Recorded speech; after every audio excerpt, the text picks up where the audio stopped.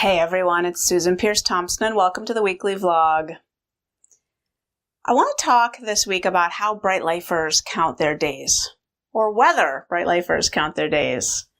I did a vlog on counting days a long time back, but what we have now is we have this rich, robust, highly numerous community called Bright Lifers, and I've learned that I can post something in our online Bright Lifers community and sort of crowdsource people's take on things. So I got curious recently. Are Bright Lifers counting their days? Are they not counting their days? Does it serve them? Have they created alternative ways of counting days? And so I posted a poll in Bright Lifers and I said, hey, Bright Lifers, I want to shoot a vlog on counting days. Do you count your days, yes or no? So the poll had three options. I don't count days. It doesn't work for me. Yes, I count my days. Meaning, from the day that you started Bright Line Eating, what day are you on, right? Or the third option was, I count my days, but not the typical way. In other words, maybe like when I have a break, if I have a break in my Bright Lines, I don't go back to day one, but maybe I just don't count that day and I keep counting so that I have a total aggregate number that represents all the Bright Line days that I've had, but I don't start over from day one if I have a break. Anyway, I got hundreds and hundreds and hundreds of comments. It was so fun. And here's the results. So it's about split down the middle. I think a few more Bright Lifers are not counting days than are. And what so many people put in the comments is, I don't count my days because that goes against having a Bright Line Eating identity. I do this one day at a time for life. And so this is what I do. So I don't count days. I'm a Bright Line Eater now. I'm a Bright Lifer now. And I have the identity of somebody who is in this for the long haul. Full stop. Other people talked about the way that counting days, it just doesn't work for them. It kind of puts them into diet mentality, or it's just too disappointing to start over, or it can get really confusing. Like, does this day count? Does this day not count? It's just easier to not do it altogether.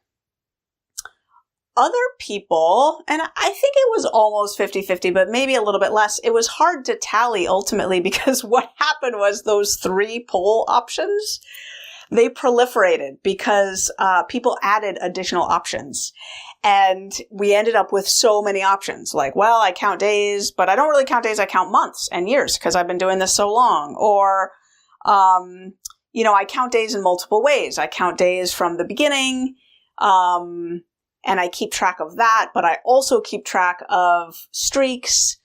People added so many different poll options that it was kind of hard to see. The one that was clearest, that had the most people who responded this way, was I just don't count days. But then if you add up all the other options that people selected of various ways of counting days, I think it added up to about the same amount. So I'm guessing it's about 50-50. And in the community of people who count days, there are so many different ways to do it. A lot of people are really attached to noticing the time passing since they started their Bright Line Eating journey, because it feels like a pivot point in their life. And I relate to this. I mean, I started doing this, no sugar, no flour, putting my food on the scale on May 21st of 2003. And that matters to me. That date matters to me. I got clean and sober on August 9th, 1994. That day matters to me.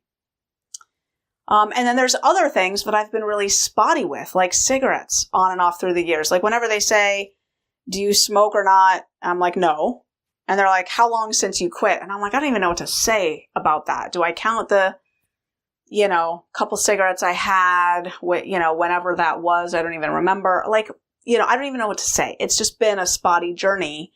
For me, I don't count days since my last cigarette because, I had like 7 or 8 or 9, I don't even know how many years without a cigarette. And then I had one, but then I didn't smoke for long. I quit again.